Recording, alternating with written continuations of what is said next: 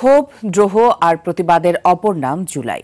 জাতির উপর চেপে বসা দৈত্যাকার স্বৈরাচারের পতনের ঘণ্টা বাজে জুলাইতে। বুকের ভেতর অনেক ঝড়, বুক পেতেছি গুলিকর, এমন সাহসী উচ্চারণে ভয়ে কেঁপে ওঠা দানবের বুলেটে গত জুলাইতে ঝাঁঝরা হয় শত সহস্র তরুণের বুক। গণমাধ্যমে প্রকাশ না পেলেও নিভু নিভু অন্তর্জালে যেটুকু ভিডিও প্রকাশ পায় তাতেই কেঁপে ওঠে ক্ষমতাসীনদের মসনদ। মাইদুর রহমান দুবেল তুলে ধরেছেন আলোচিত ঘটনার খণ্ডচিত্র। 16 জুলাই 2024 কোঠা প্রথা বাতিলের দাবিতে কমপ্লিট শাটডাউন চলাকালে রংপুরে আবু সাইদের প্রশস্ত দুহাতে ছড়ায় বিপ্লবের স্ফুলিঙ্গ। 10 মিটার দূর থেকে পুলিশের ছড়রা গুলিতে ঝাঁঝরা হয়ে যায় বুক। অসংখ্য ছিদ্রযুক্ত বুক দেখে তার মা আক্ষেপ করে বলেছিল, মোর বেটাক মারলো কেন? ও তো কাউকে মারতে যায়নি। চাকরি চাওয়াটা কি অপরাধ? ফাইয়াজের মায়ের কষ্ট, যে ছেলে তাকে ছাড়া ঘুমাতেই পারত না, কবরে কি করে একা শুয়ে আছে সে। পানি লাগবে পানি, আজও কানে বাজে সেই শব্দ, মুগ্ধের মুগ্ধ করা ধ্বনি। উত্তাল জুলাইয়ের রাজপথে তৃষ্ণা নিবারণের ফেরিওয়ালা বাংলার কারবালায় পানি বিলাতে গিয়ে দানবের বুলেটে হারিয়েছেন প্রাণ। বিলাপ করে মুগ্ধের মা বলেছিলেন, এবার জুতোটা না হারালেও হারিয়ে গেল বুকের মানিক ছেলেটাই।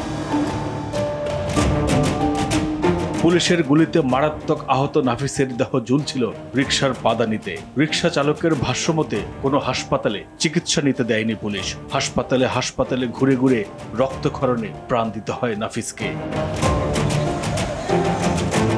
আহত ছেলের খবর নিতে ঢাকা মেডিকেলে পাগল প্রায় বাবা। পুলিশের গুলিতে 17 বছরের তরুণ ইমাম তাইমের বুক ঝাঁঝরা হয়েছে আগেই। পুলিশে চাকুরি করা ময়নাল হোসেন তার ঊর্ধ্বতনকে ফোনে বলেন, একটা মানুষ মারতে কয়টা গুলি লাগে স্যার?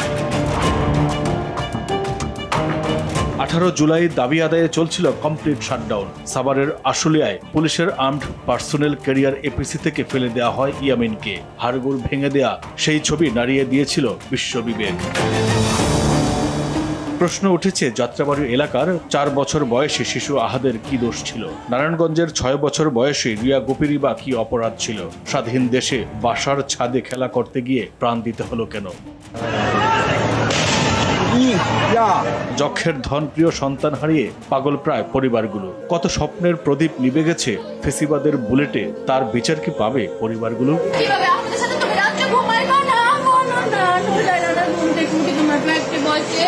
জনতার আন্দোলনে বারুদ হয়ে ওঠা স্লোগানগুলো পতন ঘটিয়েছে ফেসিবাদের দানবকে। বিপ্লবে আগুন হয়ে উঠেছিল, যদি তুমি ভয় পাও তবে তুমি শেষ, আর যদি তুমি রুখে দাঁড়াও তবে তুমিই বাংলাদেশ।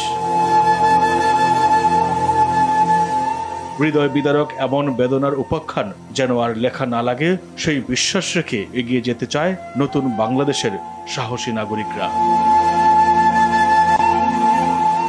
মাইদুর রহমান রুবেল, RTV, ঢাকা।